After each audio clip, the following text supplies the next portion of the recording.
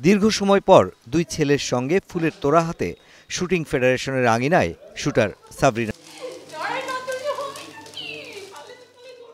দীর্ঘদিন ফেডারেশনের বাইরে থাকা সাবরিনা মান অভিমান ভুলে এসেছেন নতুন কমিটিকে শুভেচ্ছা জানাতে। নয়া সাধারণ সম্পাদক বর্ষিয়ান সংগঠক আলেয়া ফেরদৌসকে কাছে পেয়ে আপ্লুত সাবরিনা। নতুন করে স্বপ্ন বুনছেন নতুন দিনের। যারা এক্স শুটার ছিল তারা অনেক সাফার করছিল, বিশেষ করে ফেডারেশনই আসা বন্ধ করে দিয়েছিল। তো এখন নতুন অ্যাডহক কমিটি হয়েছে, বিশেষ করে আমি বা আমার সাথে যারা শুটার আছে সবাই খুশি, অনেক খুশি। আমি চাই বা আমরা চাই যে এখন যে কমিটি আছে তারা অবশ্যই ইনশাল্লাহ সঠিকভাবে কাজ করবে এবং শুটিং এবং শুটারের মানটাকে আরও উন্নত করবে। বিগত কমিটি ভেঙে দেওয়ার প্রায় 1 বছর পর নতুন কমিটি দিল জাতীয় ক্রীড়া পরিষদ। স্থানীয় সরকার সচিব রেজাউল মাকসুদ জাহিদীকে সভাপতি ও আলেয়া ফেরদৌসকে সাধারণ সম্পাদক করে 19 সদস্যের কমিটি ঘোষণা হয়েছে বুধবার সকালে। প্রজ্ঞাপন জারির পর ফেডারেশনে আসেন নতুন কমিটির সদস্যরা। পরিচিতি পর্বের পর আগের কমিটির ভারপ্রাপ্ত মহাসচিবের কাছ থেকে বুঝে নেন দায়িত্ব। শুটাররা যেন ভালোভাবে নিজেদের শৃঙ্খলা, সময় অনুবর্তিতা, ওরা ডেডিকেশন যেগুলো আছে সেগুলো রেখে চলে।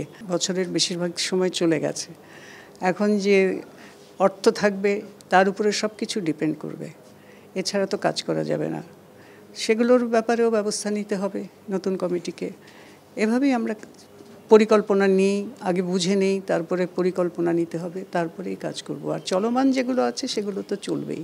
আমাদের দায়িত্ব হিসাবে পুরাতন কমিটির ভারপ্রাপ্ত মহাসচিব হিসেবে আমি ওনাদের কাছে একটা ব্রিফিংয়ের মাধ্যমে ওনাদেরকে সম্পূর্ণভাবে দায়িত্ব হস্তান্তর করেছি।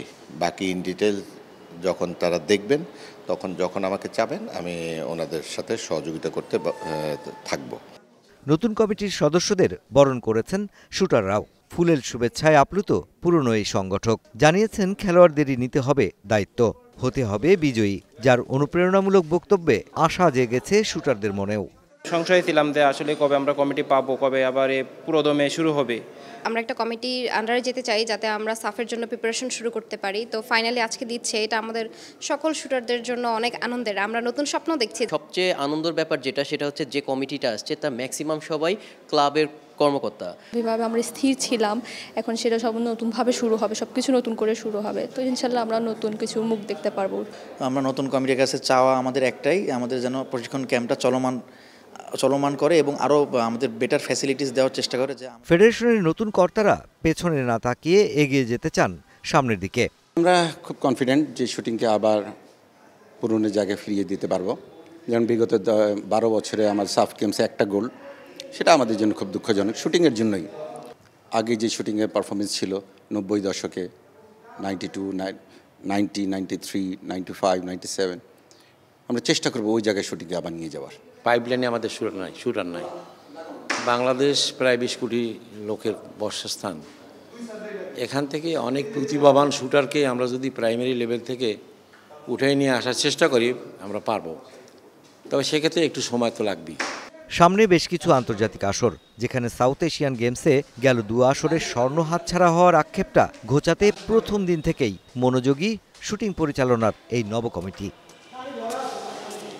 Mushfiqur Rahman, star news.